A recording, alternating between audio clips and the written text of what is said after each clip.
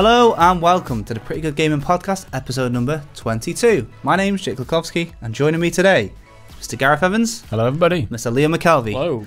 So as if you can't tell already, we're changing the format up a little bit, and we're going to do a three-man podcast from now on. It gives everyone a week or so to recoup and things like that. So no Mike today. Yeah, you got a week off from Mike. We're Mikeless. We are a Mikeless team.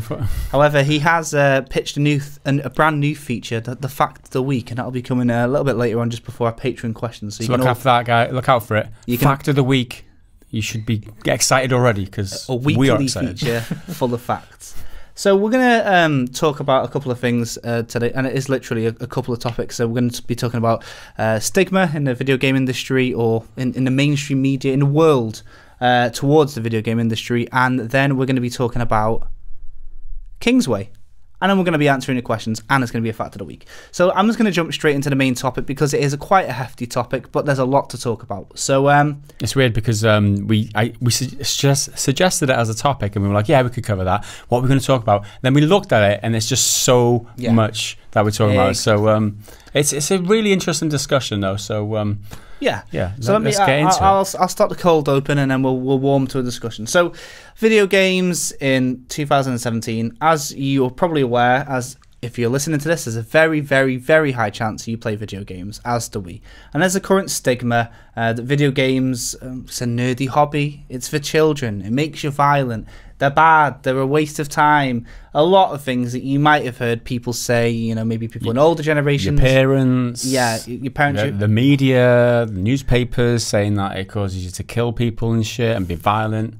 Yeah, exactly. So it's a hobby where a lot of the time you kind of got to explain yourself to people. You don't have to explain to your mum and dad that you've gone out and played football or soccer or you've gone to see a movie. But with video games, a lot of the time people just go, why? You know, well, they wasting your life. Yeah, what's that all about? So where does it stem from?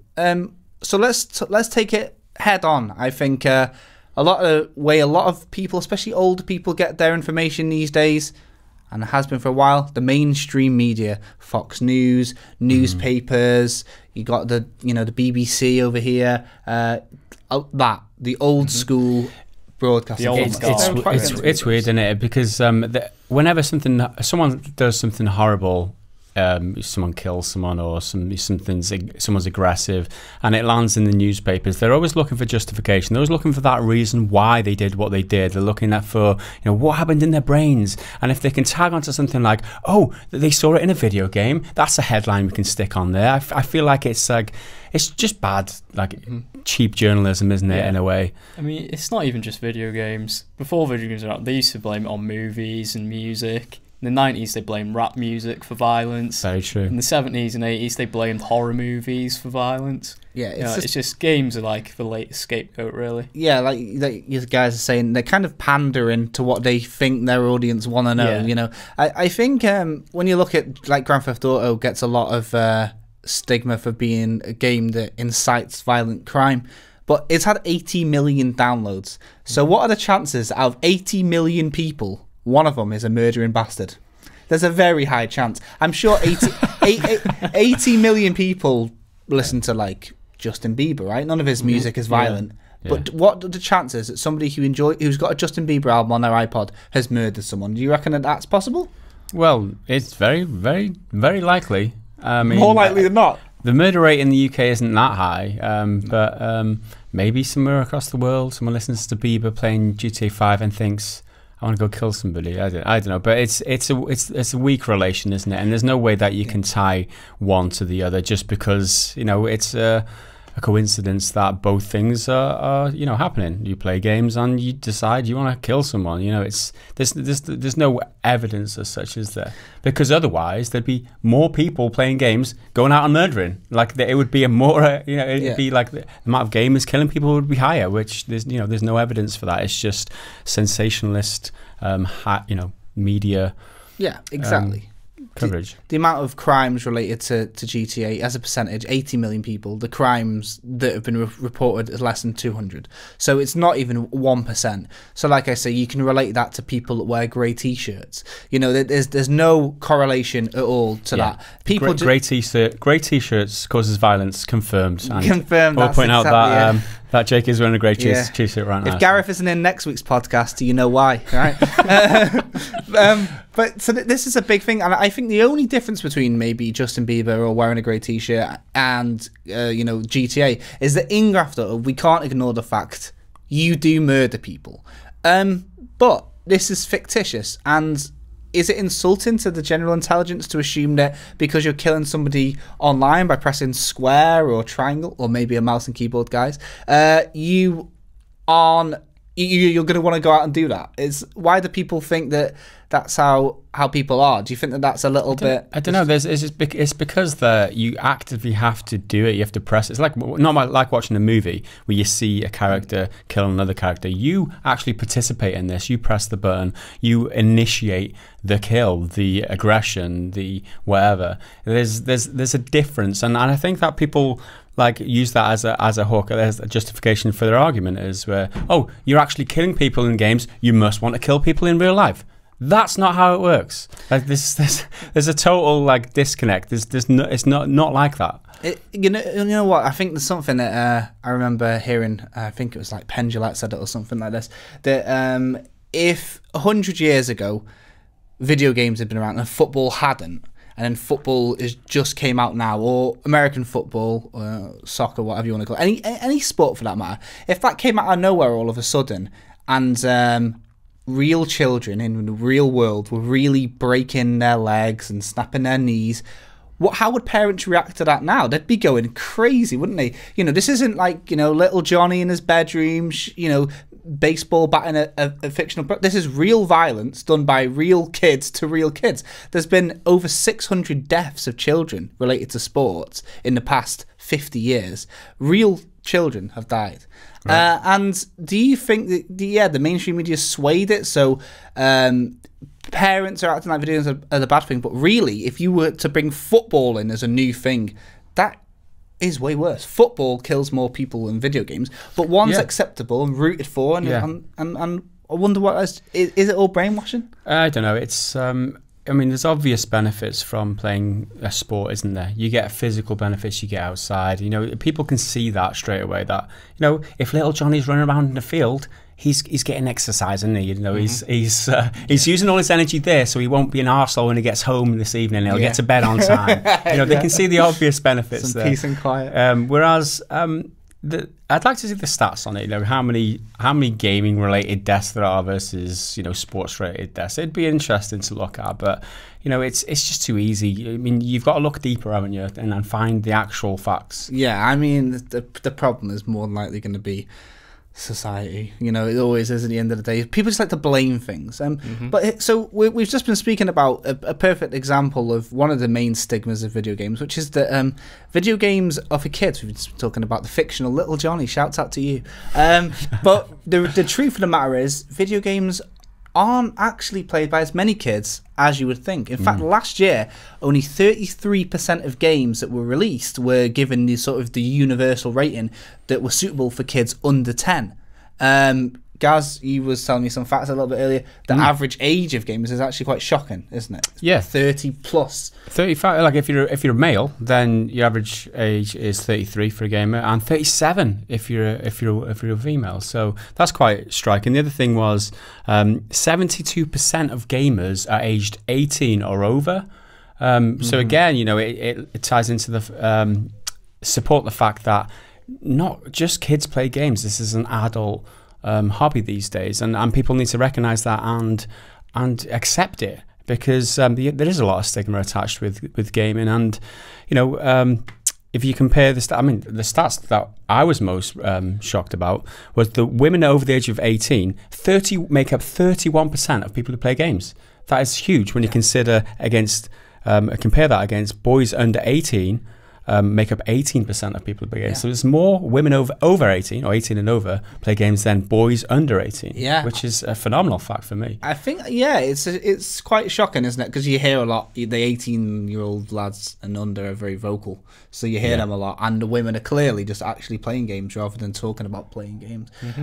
But Liam, you can remember we had an interview with David Leinhelm or whatever, didn't we? And the Ghouls and Owls guy. Yeah, and the Australian senator. That's Leinhelm. That's it. Advocating freedom from censorship for video games in Australia. Is like his whole platform. And it's because Australia they're pretty far behind, really. Like recently, they've came to the conclusion that video games aren't a children's toy, and they thought that for quite a while, and that's why there was no 18 certificate. Because why would a toy be for an adult? Maxed out at 15 in Australia. The old rating used to be. Exactly. So loads of games got banned. I'm sure I think Manhunt obviously got banned pretty much everywhere. Hitman was banned. Outlast. Bully, I guess. Yeah. Bully was one. Bully for inciting violence amongst children, I think it was. There was quite a few, like, some of them, like, there was even a college football game, like Blitz the League or something, which was banned because you could use performance-enhancing drugs in it.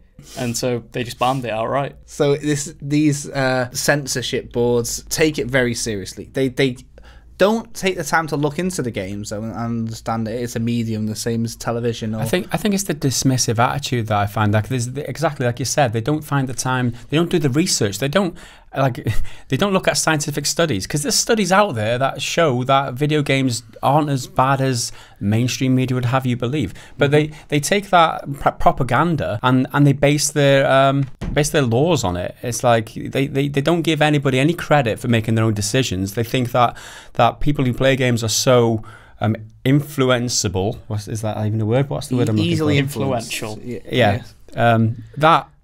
That they can't make their own minds up and know that taking drugs is wrong. Never mind whether they do it in a video game or not. Like, that killing someone is wrong. You don't, just because you do it in a video game doesn't mean that you're likely to do it in real life. And there's that attitude that's ingrained, especially in politics in Australia at this time, that it's that attitude that needs to change, and this is why we're bringing this discussion up. It's just try and generate the discussion around it. Yeah, I mean, one thing that you need to know about teenagers, and we all know this, don't we? Because we were all teenagers. They fucking don't care about the rules. So what I mean is, in France, for example, they have like a glass of wine with their meal. Since they're a little kid, it's like, oh, it's a bit of wine. When you're a teenager in the UK, which is, by the way, the binge drinking capital of the world, we're told alcohol's bad. So when you get some alcohol, it's like, oh my, like the rebel inside you is like, oh, if you just make it not a big deal, then it's not a big deal. Yeah. If the use of drugs in video games isn't a big taboo subject, it's just like, oh, what? So who am I impressing by doing this? But if it's such like a naughty, bad thing, you're going to have some dude in Australia like, yo, I've got the import on Hitman 2. Oh, man, you should see this shit. It's crazy. Banned in this country. It makes it more of a... Yeah. And then it kind of breeds that trust issue between the older generation and the younger generation. We're going to talk about the benefits of video games in a little bit, but I want to talk about the size of the industry. People underestimate video gamers, like we just spoke about then. People seem to think that we're easily influenced, we're stupid, and we're murderous. But another thing is that I think people are taken for granted. You don't see these numbers on the BBC. You don't see these numbers on CNN. How big the industry is, right? So I'm going to tell you how big the industry is. Tell us, Jake. Tell us how big the industry is. The video game industry is over double the size of the film industry and over triple the size of the music industry in terms of global revenue. 2014, the games industry made $83 billion. The film industry only made $36 billion. And the music industry made $15 billion. Get out of here, music industry. Yeah. So you're worthless, yeah. Is that a surprise to you guys? If you weren't video gamers, you don't hear much about how well a video game's done on the news, I guess. Is that a surprise to you guys or not?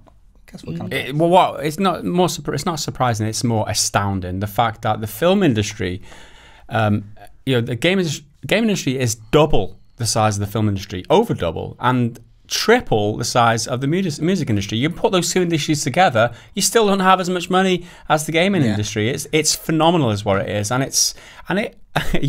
How much longer? How many facts like this have to come up before people realise that legitimize gaming as a hobby? And I think a lot of it has to do with the discrepancy between pricing, though. Like you said, a movie ticket's like £10-12 here in the UK, but a game's like £40-50. True. So I think that probably factors in a little bit. But no, I'm not surprised that games are bigger, you know. Considering the industry is so big, we see in the media, celebrities, Ben Affleck, Scarlett Johansson, whenever they change their hair colour, it's the news.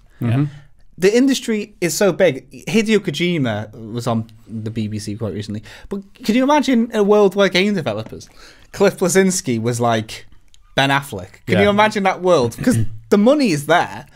Yeah. Do you think that would be ridiculous if we saw something like that? Mainstream news reporting on... You know what? Talking about it and looking how far the movie industry has come and music and stuff, I wouldn't be surprised if that does happen in 20 years. I would not be surprised, but I'd love it. I'd absolutely love it. But, you know, the game industry is still evolving. It's still becoming more mainstream. It's becoming more accepted. So... Cliff Bleszinski, the next Ben Affleck confirmed. For you there. It would be really fun. I would love to live in that world, that's for sure. He almost was that at one point. He was like the rock star game developer back in the 90s and early 2000s. Exactly. So but you're talking mainstream, you're talking like maybe, you know, front page of newspapers, maybe not ever. Because newspapers are just like for the old people and shit, aren't they? Yeah, you know, and people on Love Island for some reason, that's been on the front page as well. It's a weird demographic, isn't it? Like you're saying, it's normally politicians done something bad, bikini babe on beach is back with X. Yeah. Can you imagine if it was Peter Molyneux made another game like on the Sun or whatever? He did what? Is this just a fable? Yeah. I don't know. I think it's surprising. I think the music industry's got a lot to say for itself with 15 billion. And yeah, I think the fact that it's so big that eventually it will crumble the mainstream media. And I want to talk about another nerdy bit of culture that has swamped the average human being. If you have been to the cinema in the past 20 years, there's a very high chance you would have seen a comic book movie. Now imagine in the early 90s a fully grown man saying to his mates, you know, oh, I've just been reading the new Superman issue or whatever. He'd be laughed out the room.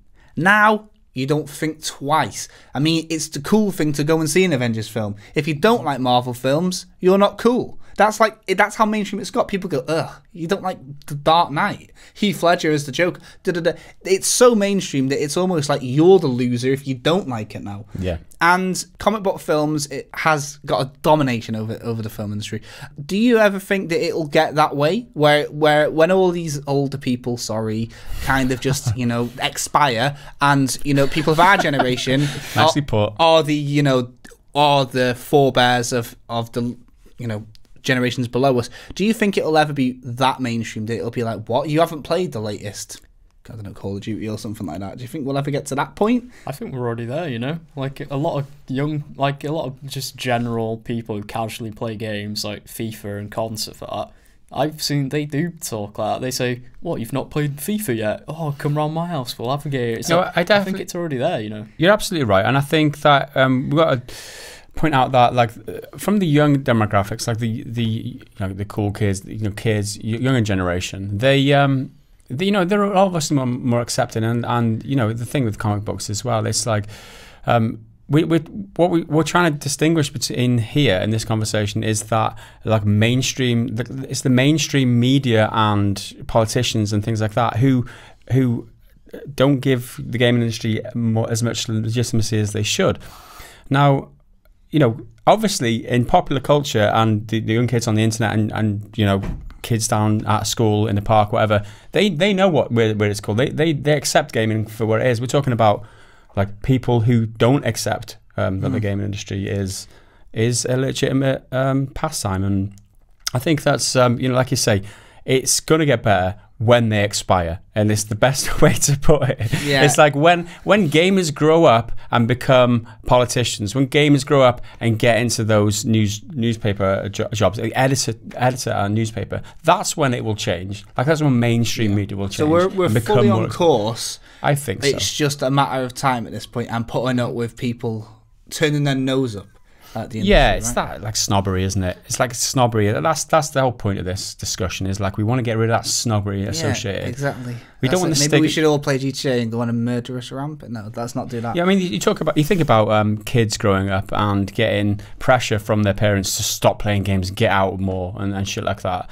Maybe we with the generation that felt that pressure, or maybe not you guys because you're a bit younger than me, but I definitely did. And pressure from maybe your spouse or whatever to say, we wasting time playing video games or whatever. But my kids that growing up now, I play games with my kids. It's part of like what they do. They love it, and I encourage them to play games because I realize there's benefits from it, and they can learn a lot from games and such. Funny So you should say that. Benefits. Sorry, I'm taking over. No, it's good. I'm just trying to funnel you into where I want you to go. Okay. So push me down. Let's talk about the personal benefits. I want to talk about you guys. What do you guys get out of video games personally? And then we'll talk about some known, proven psychological benefits of video games. But what about you guys? What is it about video games that makes it your hobby of choice rather than playing football or unwillingly via social pressures getting addicted to Class A drugs with your friends,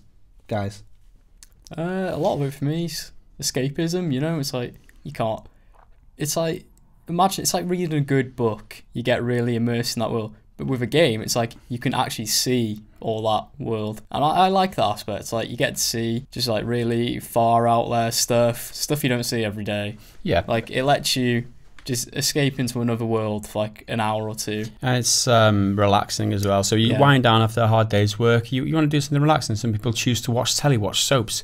That's up to them. I would never do that. But like Liam said, you can play games as that, just escape the real world and get, like watching a good movie or something. It's the same thing. For me, another one is having that play online and play with a group of friends and having that community about it, and play a game like a online game, having a cooperative kind of outlook and trying to achieve goals together and performing tasks, that kind of thing, that cooperation that you've got with online games. That is a benefit. You learn to work well as a group. You learn to talk, interact with people, and assign tasks and work together. That's a huge benefit for me. Like and also another one, strategy games. Learning to manage resources, to think about prioritizing your tasks and your time, all that kind of shit. There's so many benefits from strategy and games. There's reward.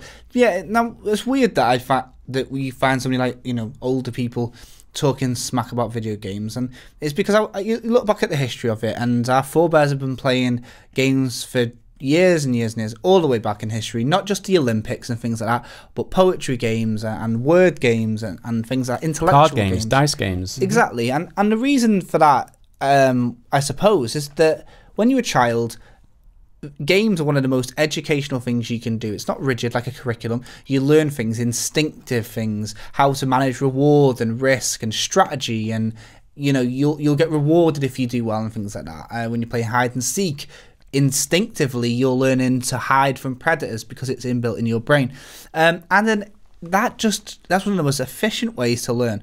And as you grow up, your brain is always producing what you need to learn, and as an adult it's an extension of that. You're still learning. You're put into situations that could be quite realistic situations. What I mean is PlayerUnknown's Battlegrounds, for example, right? And there's nothing that realistic about running around in a buggy with a frying pan. But it's the fact that... you don't do that on a weekend, because that's what I do. No, that's why you've got such a good physique, isn't right, it? Yeah. I'm running around with a frying pan, like swatting people across the head with it. That's what they do in Is that just me? Well, what I mean about that, though, is the people that you're playing against in a game like PlayerUnknown's Battlegrounds is 100 real people with real brains. They're thinking how to outsmart you. So when you outsmart somebody in that game, you're not, even though it's a virtual world, you're really outsmarting another human being. You're strategizing, okay? You've got the edge of these people instinctively, and that keeps you sharp. It keeps your wits about you. So even though you're in a very, made-up situation, the things that you're feeling and the things that you're learning can be applied in real life. You become more of a strategist if you play a lot of strategy games. Yeah. You learn to hold back, not just be so impulsive. Like if you're playing like an FPS, sometimes there's like a civilian or someone you're not supposed to shoot. You keep your wits about. Yeah, well, based on that, I mean, I did watch a TED Talk by Daphne Bavelia from 2012.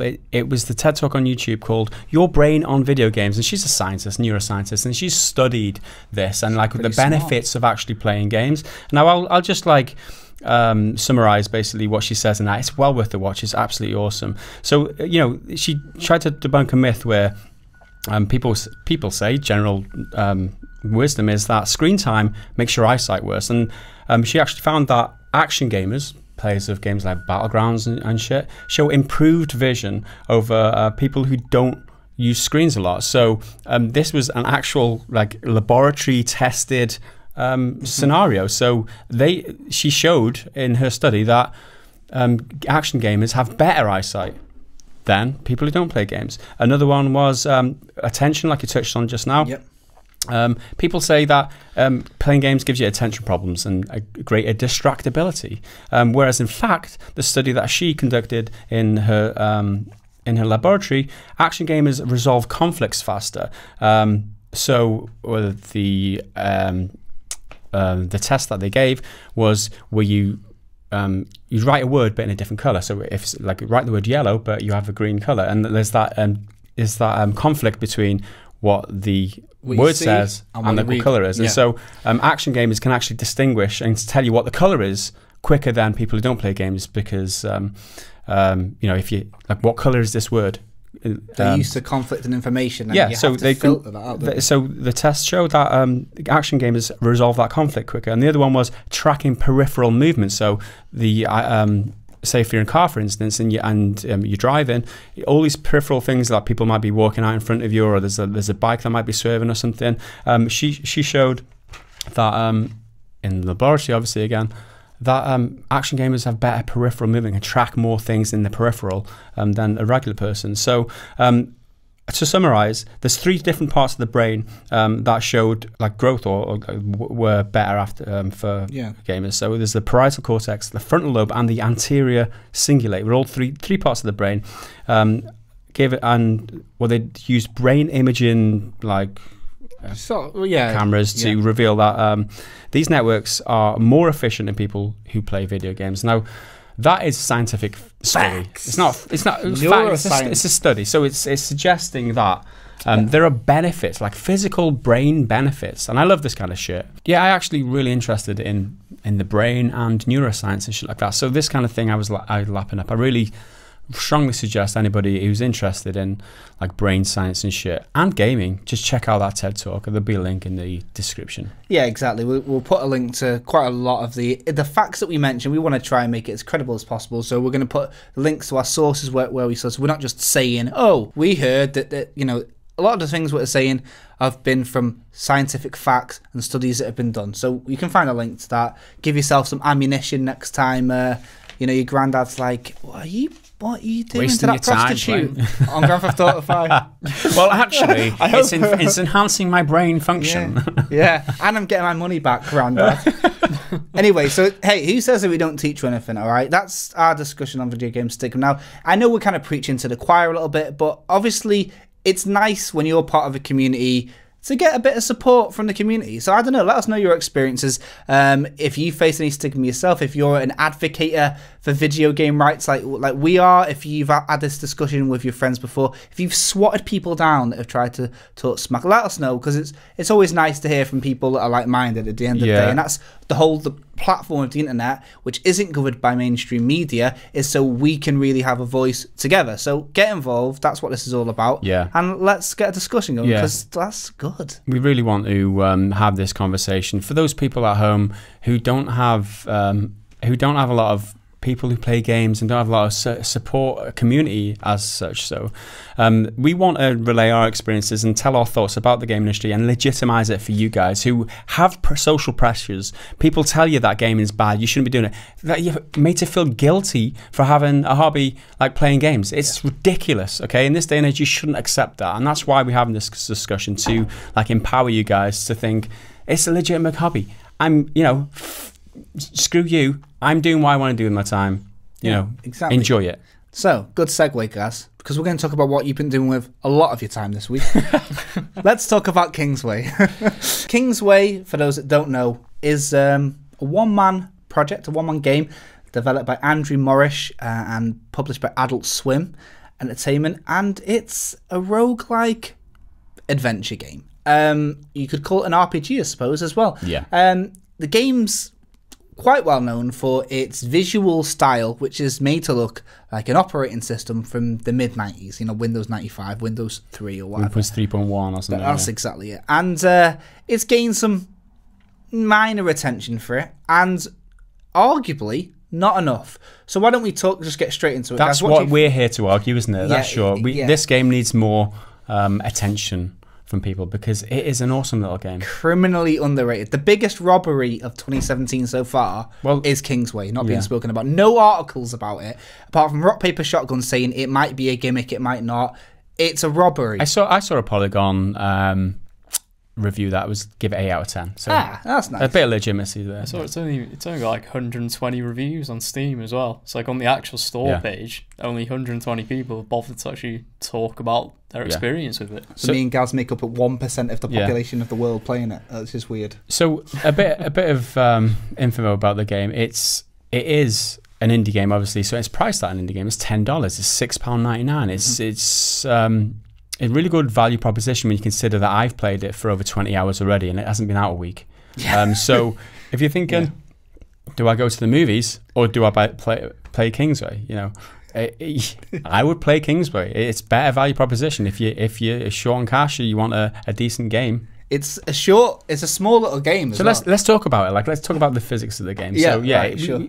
We talked about it is a Windows kind of clone from the mid-90s or whatever. Exactly. So that's all encompassing. Everything about it is very old school. Like even a file size, 40 megabyte, you could probably fit it on a couple of floppy disks. Yeah. I thought there was a problem. I thought it was the launcher. When I downloaded 40 meg, I was like, where's the rest of the game? That is the whole game. Yeah. It's smaller than many like App Store games. Exactly. So when you download it, it's not really lacking content, is it? So the main premise of the game is you're an adventurer. You can pick your style of play, you know, a rogue or a warrior or a mage. There's many different classes to choose. Yeah, exactly. Like an RPG, you've got your strength or your int or your dex, all your points that you want to put in. And you have to adventure this mystical, magical island.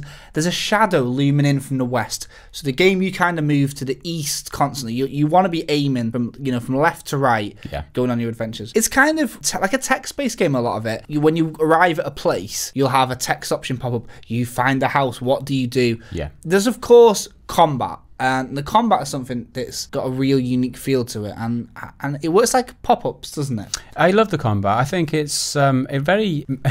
I've never seen a game like this where it's like text-based. It's very unique, and it's kind of like an action game, although it's not. You have to perform actions. You know, there's like the battle window kind of floats around, so you've got to aim. You've got aim for the fight button or the hit button or whatever, and also you've got to manage your magic and shit. And sometimes there'll be other pop-ups, like other windows that a poison arrow comes at you or a rock falls, and you've got to click avoid. So depending on your agility stat, how fast these things come across the screen, and the windows can go behind one another as well. So you might have to click a window and then there might be multiple enemies at the same time. So you're getting attacked from different enemies behind each window. It's very engrossing, just in the sense that it's an RPG game. You're building your character and you're gaining points and you're gaining stats and shit. But also it's very entertaining as an action game. Very hands-on. That's the thing. So when you think of like strength and int and dex and this text-based thing, you're gonna think, oh, I'm gonna be doing a lot of reading, and it's only 40 meg. But no, like Gaz is saying, the battles are very hands-on. The fact that the enemies come up as a pop-up and they're moving around constantly, so you can't just keep your mouse and keep clicking. You've got the fact that things pop up, like you're saying. You've got to spend a lot of time with your wits about you. Some enemies can like minimize the window and stuff like that, so you've got to then go to your start bar and open it up again. Or like if you take a big hit, your storage bag, your bag might get minimized. So you shit, I can't use a potion unless I open bag. So you're looking for your bag at the same time you're getting hit. So you get your bags out. It's real-time combat as well. So like, there's everything's done in like loading bars, progress bars. So their attack is like loading, and then when it reaches that, they attack you. So it's not like a turn-based combat game, like a turn-based RPG. It is kind of real-time, and that's what's so alluring about it. One of the things. The next and the biggest pull of this game, I suppose, is its roguelike. So when you die, but you can take an heirloom over, like the game Rogue, and you start again. But each death doesn't feel like punishment. It feels like knowledge. And that's the important thing with this game. Yeah. You don't feel like death's punishment. Liam, you were talking to me about roguelikes a little bit earlier on. You've played a couple, stranger to them. Kingsway, what do you reckon of the look of it? The aesthetic, is it appealing? Is it... Yeah, it's really striking. It's like, it captures your attention as soon as you see it. It's like what's this? Like, I've not played it yet, but you guys have been saying, and the art style and everything, I definitely want to give it a shot. Yeah, with roguelikes in general, what do you think it is about them that makes them so... Because roguelike's kind of like, you like the fly that's hitting at the wall and smashing your face, and you just keep going and going and going. What do you reckon it is about these games that make death so, I don't know, profitable, I suppose, is the word I'm looking for. I think it's like, it's all like iterative, isn't it? So every time you die, like you said, it's knowledge. You feel like you've learned something and you want to better yourself on that. Yeah. So like, it's that feeling of like playing the next time you're going to be that much better. It's that like it's a bit of determination as well, I guess. That one more try sort of thing. Like same with like Civilization, where you're like, oh no, I've got to have one more turn. Like roguelikes, I've noticed a lot of people just say like, oh no, I've got to go for another run. I've just got to. It's that addictive quality to it. It is, you're absolutely right. And I was a bit concerned about the roguelike aspect of this game when I first started, because it's an adventure game, right? You want a full adventure. But when the adventure only lasts like 3 hours or 4 hours max, because that's how long roughly it takes to explore, depending on your play speed, obviously, how long it takes to explore and get to the end of one of the island one time. So I was a bit concerned that there was a limiting factor to my adventure. I knew that it was gonna fail. I was thinking I'd much prefer a game where it's a sprawling open world that I can keep my shit. Yeah, your progress is kept. Your progress is kept. But the roguelike element in this, I haven't played it like through multiple playthroughs now. It's very enjoyable, the fact that we haven't touched on it yet, but the items that you get in game, like you get loads of buffs to the items, and there's like different coloured items. Like there's yellow, there's red, which have debuffs as well. There's green items, and they very much change. They might even change the way that you play one run of the game, because you might get a buff for magic regeneration. So you're like, wow, I've got 15% magic regeneration with this item, so I can tailor my whole gameplay now around the fact that I'm basically regenerating magic really, really quickly. So you use loads of magic spells, and you know that by the time you get to the next enemy, it's going to be all regenerated. So I love that aspect about it. It's one of my main hooks about the game, is that there's these like unique items that they feel really rare. They're not like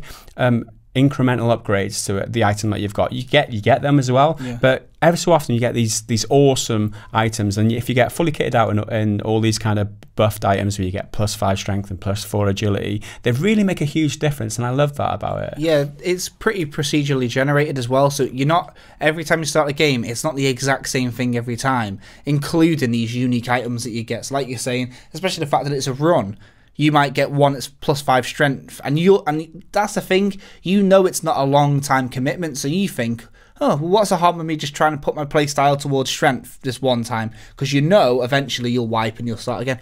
But the fact that it's procedurally generated makes it quite a refreshing thing, that when you do die and come back, it'll be done again.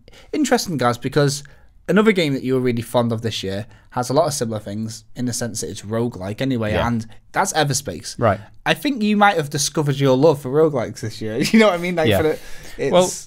Thinking about it, the idea of roguelikes seems repetitive. Like, it's like, is it Sisyphus that rolls a rock up a hill and then sees it roll back down again? He does that his whole life, just does the same thing over and over again. And it's like it seems like it shouldn't be fun, but it's really fun. It's really rewarding. But I've played lots of roguelikes in the past. I didn't really realize they were roguelike, or that was a category in the past. Like Faster Than Light, I love that game. Yeah. And that's a roguelike. Yes. And it kind of reminds me a lot of roguelike, Faster Than Light in certain ways as well. But I did like Everspace.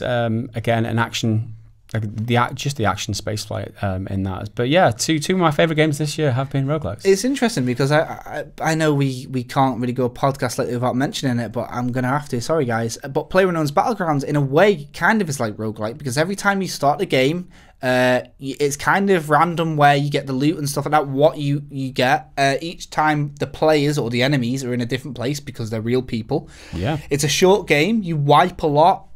You know what you're going into. There's that one more run, one more game aesthetic. I don't want to go out on a limb and say it's roguelike, but there's a lot of similarities. There's a lot of elements. A lot of the things. Exactly. And it seems to be it seems to be a smash hit with the people, like you're saying. On paper, it doesn't seem that fun. But when the fact that like each time you starts from fresh, you're not like loading up your Witcher 3 save with 120 hours of progression and all that. You're not bogged down by any of that. It's just you go into this game for a little adventure, and you get your little adventure. It's like a little short story, and then you're done. You don't like load up a game, you're halfway through it, and you leave, and you're still halfway through it. This is, you can have your adventure from start to finish. You can have a run. Yeah, the other couple of things that I like about this game is that when you start it, obviously you're learning a lot, and you make a lot of mistakes. Like you might travel east far too quickly, and you'll die. You'll be like, oh shit. Like we tapped on earlier, within 3 or 4 run-throughs, you learn so much so quickly. But it's not like it's hard to learn. It's like a really enjoyable process of figuring it out. Like, oh, I know what I need to do now. Extra, I need to do this, and that really inspires you or like motivates you to want to play another run.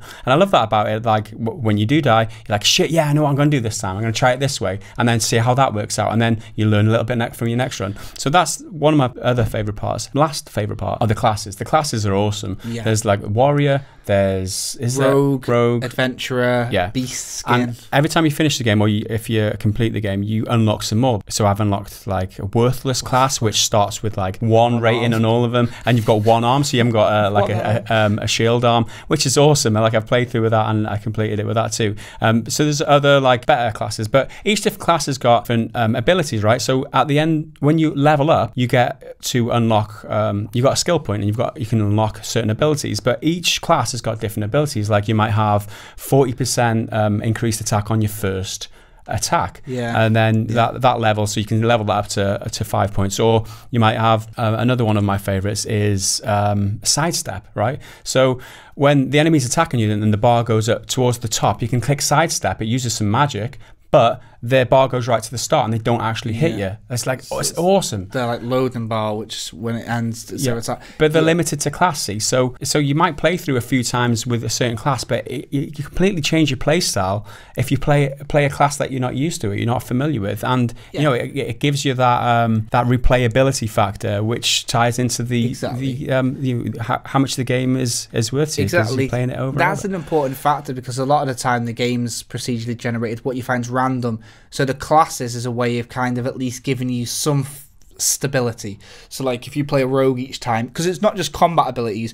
you can have it where like a rogue doesn't need a key to unlock a chest, so you don't have to worry about that, when you unlock the passive ability. So even though there's a lot of procedurally generated or random things that you find, you can kind of rely on that a little bit more. Like you at least have got a firm footing somewhere. So before we move on, let's just talk about the developer, Andrew Morris, right? He is from this new school, seemingly, of developers that are just like, nah, man, I'm out here alone.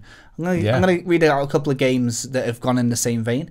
Cave Story, Axiom Verge, Papers, Please, Banished, and Stardew Valley were all made by one guy. Not the same guy, but each game was made by a single person. A one-man wonder. And it seems to be going well for them. Liam, with one person making everything, do you think that's going to be creative control for the good, or do you think that's going to swamp them up too much? What do you reckon? Do you think this is a place for this sort of thing? Is it becoming a genre is it becoming a genre? One-man game? Like, people are interested in it? I think there's a place for it, yeah. Like you said, they have full creative control, and that allows them to follow through completely on their vision. Whether that vision will be good or not, who knows? But I think from the creative side, it's probably best for them. They've not got anyone telling them, oh, you need tack on multiplayer so we can sell it to the masses. It's just like Stardew Valley. He only put multiplayer in the game after it became a much requested feature from the community. Originally, it was just single player only. Do you think that you'd be interested in the game more or less if you found that one man made it? Probably more, just especially if it's an ambitious game. Like with Banished, that's a fully 3D town builder, isn't it? Yeah. And one guy making that's some seriously impressive skill there. Yeah, it took him a long time. And yeah, right, I guess maybe it's just because it's the essence of one person's creativity. It's not even like checked through with his mates. It's just like he's done it. I think there are pros and cons to working in different scenarios. Like I said, the pro to it is that you've got total creative freedom, but the con might be that you don't have any feedback from people around you in your group, but you'd need to find that from have some friends or whatever, or some contacts who bounce some ideas off or something. So there's ways that you could work, but yes, it's definitely becoming more of a trend now. I mean, you think about how much money Stardew Valley made. That's 2 million or something. It was that dude's rich now because he sat in his office at home for 2 years making this one game. It's like it's a legitimate way to make a game these days, and more people should be doing it. Yeah, I guess it's kind of encouraging seeing it. It's been done recently quite a lot. Cave Story was massive as well. That was a small. Well, one guy. Undertale was a small team, another massive one. But yeah, it's an interesting thing, and it's great to see that Kingsway's slowly but surely gaining some form of acknowledgement, and we think that it's very, very, very underrated. As we tie up this discussion about Kingsway, then a couple of thoughts on a part of there is that it's definitely one of my games of the year this year, and I would. If you're interested in the aesthetic or anything that we've discussed as far as the mechanics of the game, RPG kind of game where you've got a character and you build it up and you unlock skills, a bit like the old Fallout that I remember, and you unlock a skill at every level up. Like I love that about it. If you're interested at all, just try it. It's £6.99. It's $10. It may well turn out to be your game of the year. It's my favorite indie game of this year. Yeah. Obviously, you've played more indie games than me, but I absolutely love this game. Talking about it, I can't wait to get back to it. I don't know if it's the best indie game I've ever played. That is massive, League. That's huge praise. I absolutely love it. There's nothing that I would say was bad about this. I played 4 indie games this week. Yonder the Cloud Catcher Chronicles, Serial Cleaner, Dream Daddy, a dad dating simulator, and this one.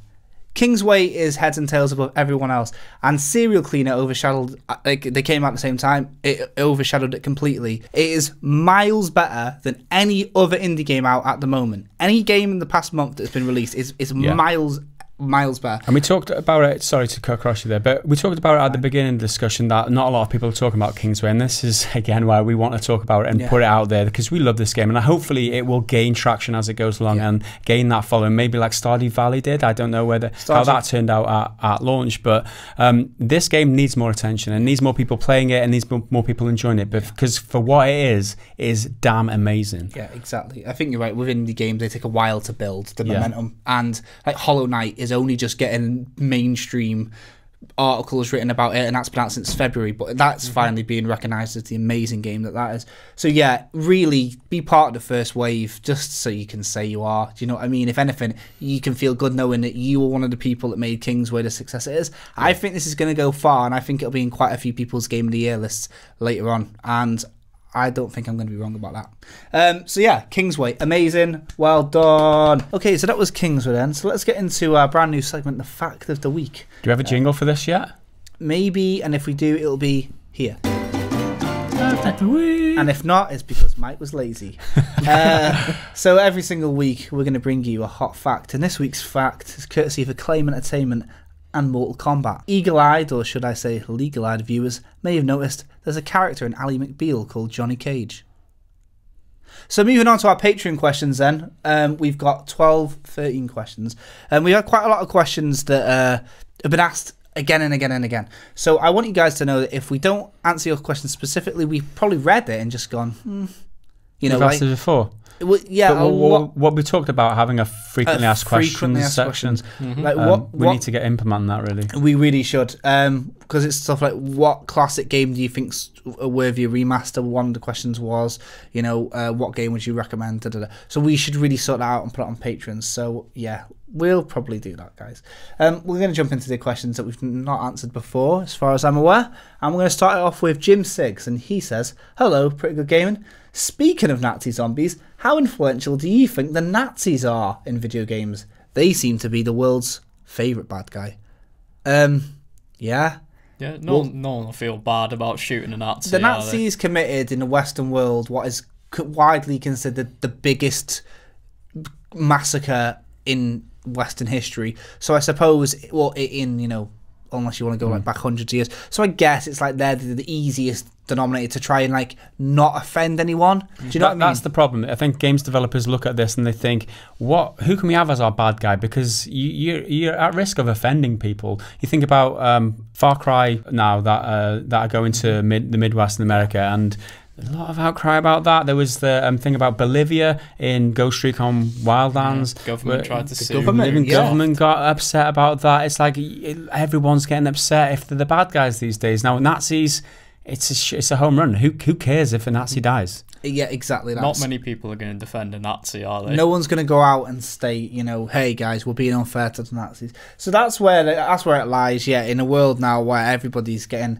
upset about stuff like that. Yeah, it's a pretty good one. That or demons. So yeah, thanks, Jim. Max Duffy says, hey guys, I really enjoy your Twitch streams. Is it just me, or have you not streamed for 2 weeks or so now? I'm in Australia, so maybe I've got the times wrong. Unfortunately, I don't use any social media, so I can't just tweet you. Thanks, fellas. Great podcast. Well, thanks for subscribing to our Patreon and asking a question. We would have answered it on social media, probably.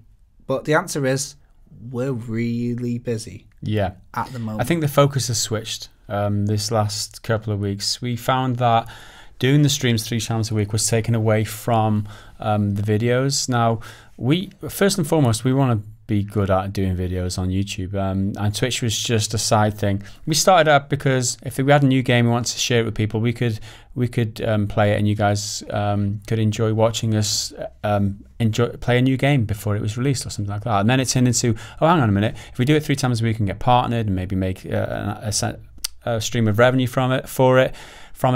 And it's like, well, we don't really have enough time in a day to do everything. So we wish we did, and we do intend to do more streams in the future. It's just we've got priorities at the moment.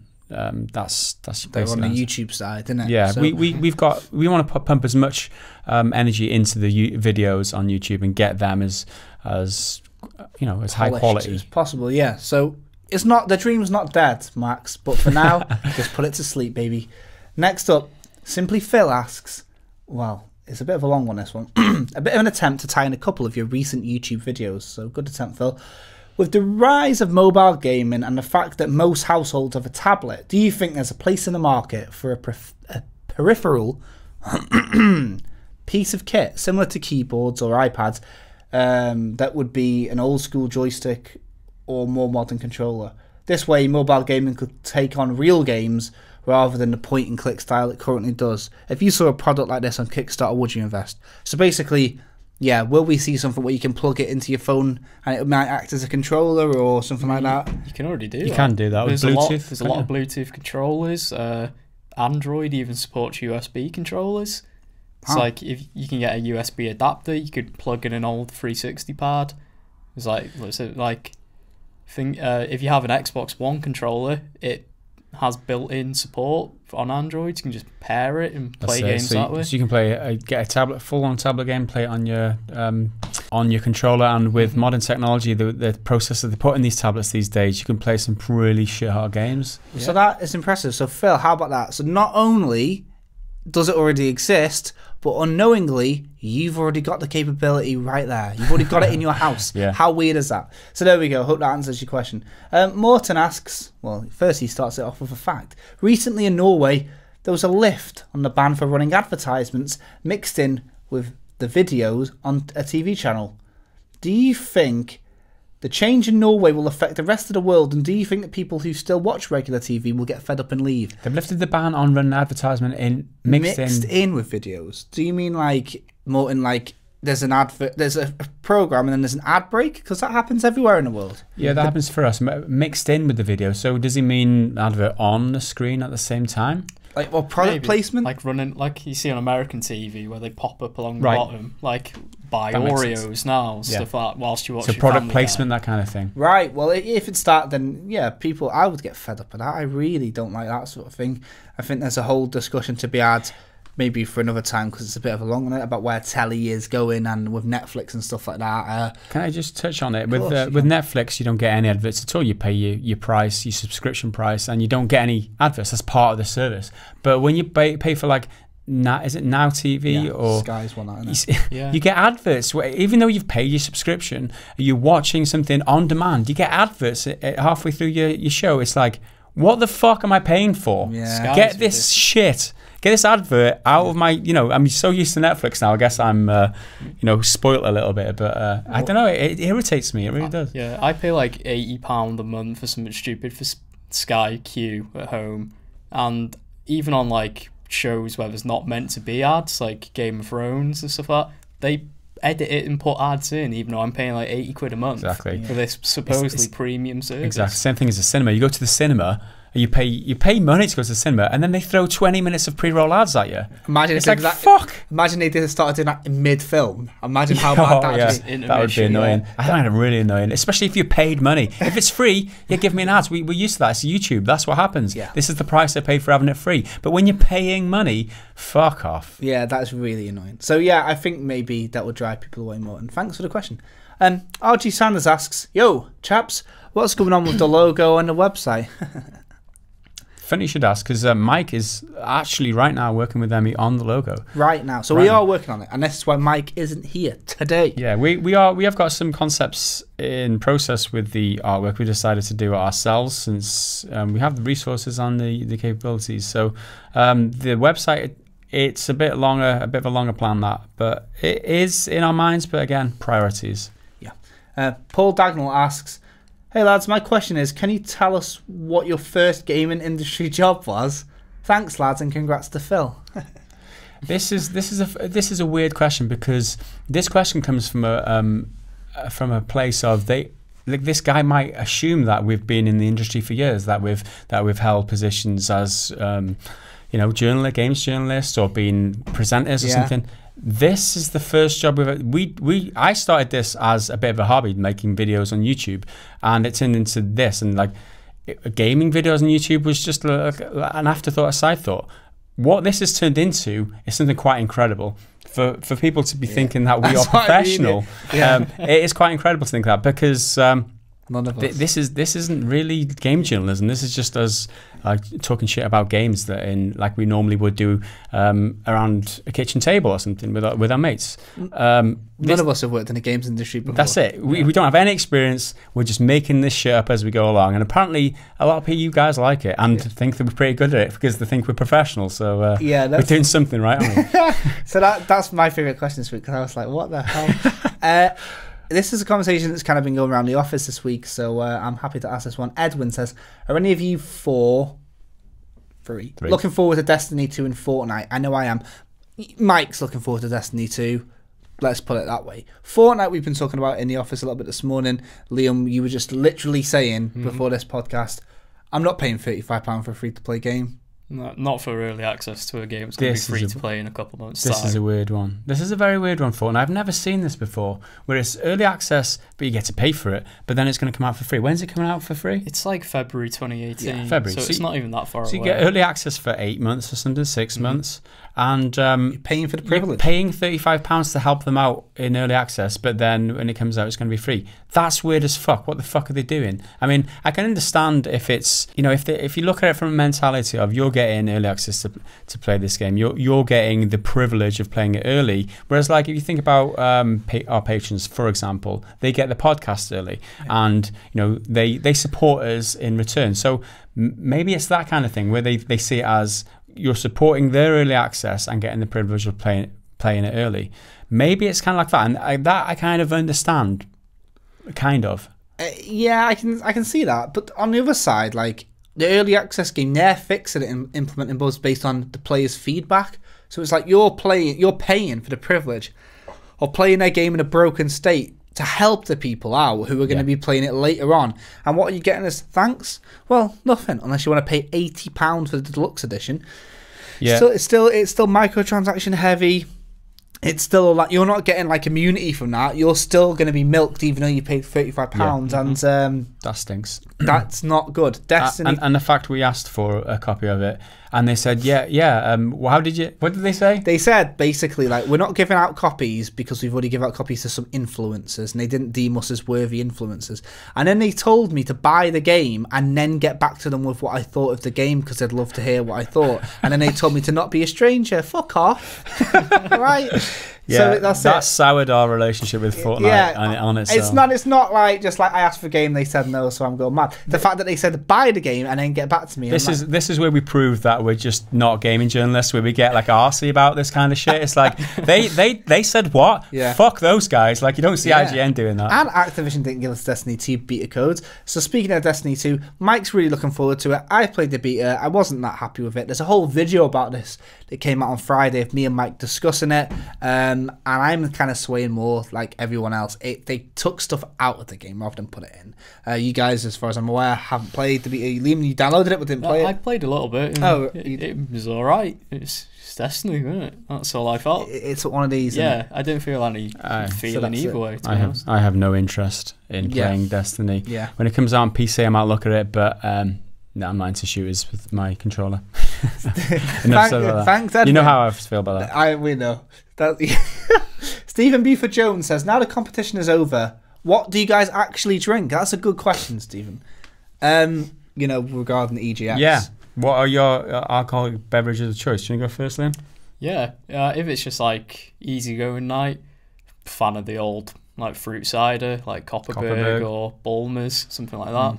If I'm going a bit more like heavier side, I like rum, whiskey, that sort of stuff. Proper man's drink, that rum. And if I want to be fancy, go like cocktails. I'm quite a big fan of the dark and stormy, which for those who don't know is rum, ginger beer, and some lime, and it's really damn good. The dark and stormy. Wow, that even sounds manly. Liam trivia for you there. What about you, Gaz? I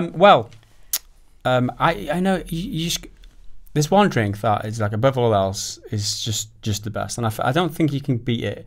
I would say the best drink is just water. I'm joking, obviously, but I don't drink anymore. You really built that up, then. Yeah, I know. Yeah, I think I did an alright job. But yeah, I don't drink anymore. Don't find it that, I don't know. It's just a personal choice, I guess. It's not that I don't enjoy it. I kind of do, but I don't go out and drink with the guys, whatever. But anyway, back to when I did drink. My favourite tipples was Jameson's whiskey. Love Jameson's Irish whiskey, beautiful. Copperberg fruit cider. If I was going, I don't like beer; it's too gassy. Copperberg fruit cider was my take it easy kind of drink. And if I'm getting supercharged, it would be Jaeger Bomb. Supercharged. I like that too. Jaeger Bomb, the classics. Jaegers, man. I like cask like ale. I like cider. Like, if it's not gonna rot my liver when I'm drinking it, it's not flat cider made by some like odd Cornish dude. I don't want to know. I like scrumpy. And then I guess, but really you can't get that many places, so I'll buy that in at home. And then if I'm out, I just drink Stella or Wife Peter. Wife Peter, because you know me. My girlfriend would fucking leather me. Stella or Budweiser, really. And I used to work in a bar, and we couldn't take tips. Our manager wouldn't let us take tips in money because we weren't allowed money on us.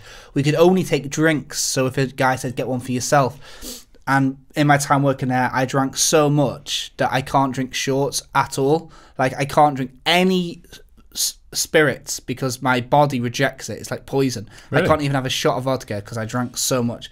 And I used to work in a bar. Pretty bad, really. But now I'll just have like Stella and cider, but no shorts under any circumstances because it's just. It's going to be interesting when we go to EGX and don't you want to test it out, don't you? Like, do you fancy a Jaeger? Yeah, watch what happens. So thanks, Stephen. And Mike, by the way, I know at home he's a fan of the old Budweiser. He likes a good old continental beer, doesn't he? Like Heineken and that as well. He's not too averse to a cask ale as well. If I remember, he's a lager man. Yeah, so thanks. Tom Stone asks, what do you guys think about Blizzard adding the ability to convert World of Warcraft gold into real life money to be used on their store? So, for example, Destiny 2 can be bought by doing this.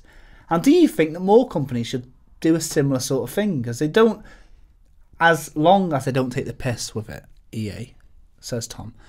So maybe like the idea of turning your PlayStation trophies into currency, or your gamer score. Maybe you could spend 10,000 gamer score on a game or something like that. I always quite like the idea of that. Like Steam have got like what are they like the badges or whatever. Yeah, you can sell the trading cards. You can sell the actual Steam currency. Yeah, oh, there we go. Right, so like stuff like that. I think it's a cool thing. It's an interesting idea, being able to earn money in game and transferring that into the real world, or to buying real world products with currency in game. Like I know EVE Online did that, where you could buy plexes, which were the game extension codes. I think on free to play, I don't know if EVE had, but I know you definitely could find benefit of, like, you could work in game and earn yourself another free month with the currency. And I like that idea. I like pulling, getting a reward for your hard work. Yeah, it's like loyalty points, isn't it? Yeah, I think it's a great idea. Yeah, it's awesome. Like, like in Starbucks or McDonald's or any other huge globalized chain,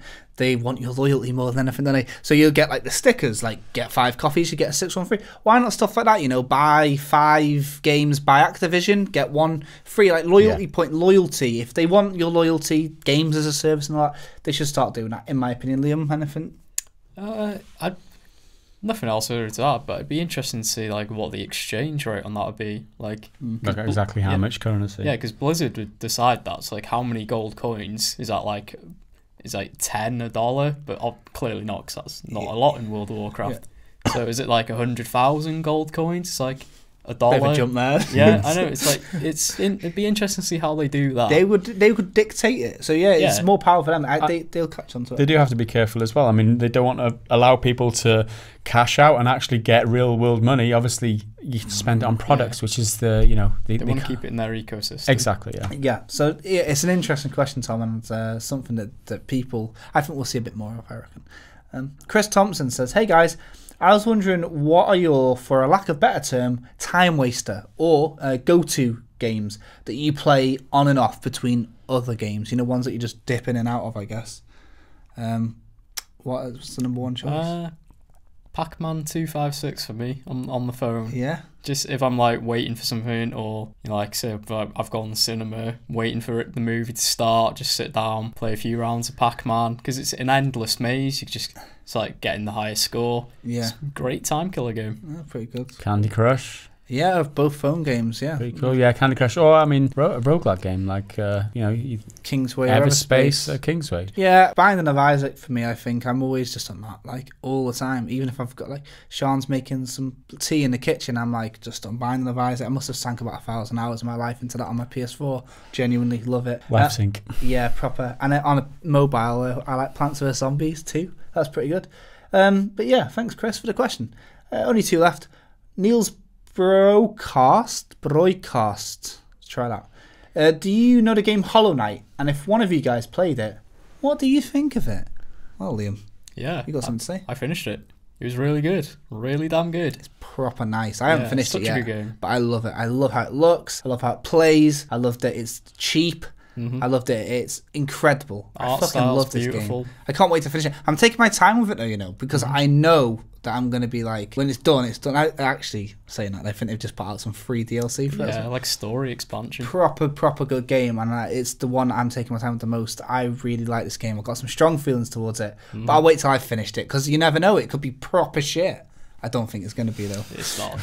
Don't you worry. Don't you worry. And this is a question that maybe has been asked before, kind of, but I've just let this in because I can't remember it. Vinny Bartels. So, the Castlevania series on Netflix became the first video game to TV or film adaptation to get a fresh rating on Rotten Tomatoes. The Witcher has, of course, been announced. What game would you want to see get a Netflix treatment of a 10-episode season? I'd love to see the Deus Ex season of J.C. Denton's story. So that's interesting. 10 episodes. Can we assume that there's not going to be a season 2? It's just a 10-episode mini-series. 10 hours to tell your story. Yeah. What do you think would work? I want to say BioShock. Tell the story of like the fall of Rapture. You can do all the lead up to it, like how the gangs started turning on the government and everything. That's a great answer. I'd love to see that. It would look good. Yeah, the fall of Rapture would be great, and as like a 10-episode limited series. That is a very, very good answer. Guys, John? A couple of answers. Maybe a Fallout game. It'd be great to explore characters in a Fallout universe in a Netflix game. That would be pretty cool. Like where you could take that. There's a lot of possibilities. My other option would be maybe Uncharted. The fact that I've played Uncharted and I didn't really get into the story. I would like to know more about the story. No, I've missed a lot of story there with Uncharted, and I want to experience that. But what I experienced from playing Uncharted 4 was a lot of climbing and a lot of shooting and a lot of bullshit, which was repetitive and not really that interesting. I didn't get connected with the character Nathan Drake. I would like to see his story. In a 10 episode. Oh, they're working on a movie version of it. Really? Like a young Nathan Drake. Like a prequel story. Yeah, so if it might be in video game hell, but hopefully that'll come out. The Last of Us has also been made into a movie, but that would probably be good for 10 hours.